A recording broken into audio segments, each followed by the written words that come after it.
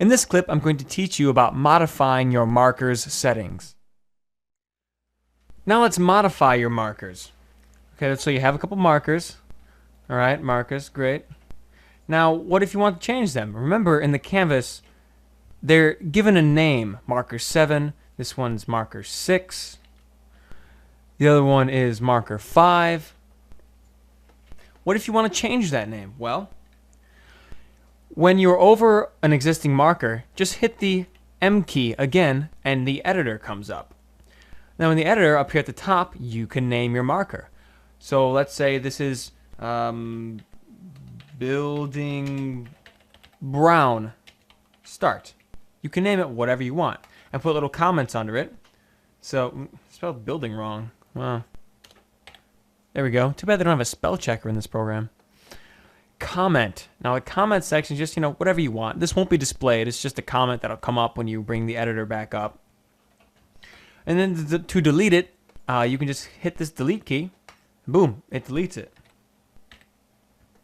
So now a really cool feature is the add chapter marker. Okay, now if you're going to export this to like a DVD program, such as DVD Studio Pro, you can add chapter marker, and it now has become a chapter marker.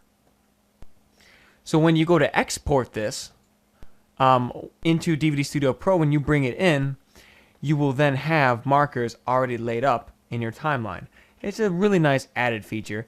And you can do the same thing for scoring. If you add a scoring mark, that will work in Soundtrack. And then a compression mark would work in Compressor.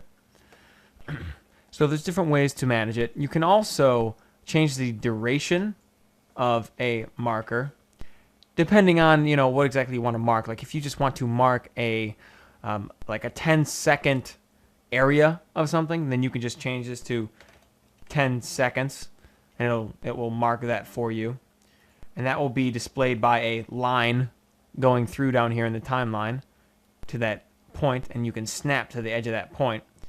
So instead of just marking a single point, you can mark a selection or a time frame.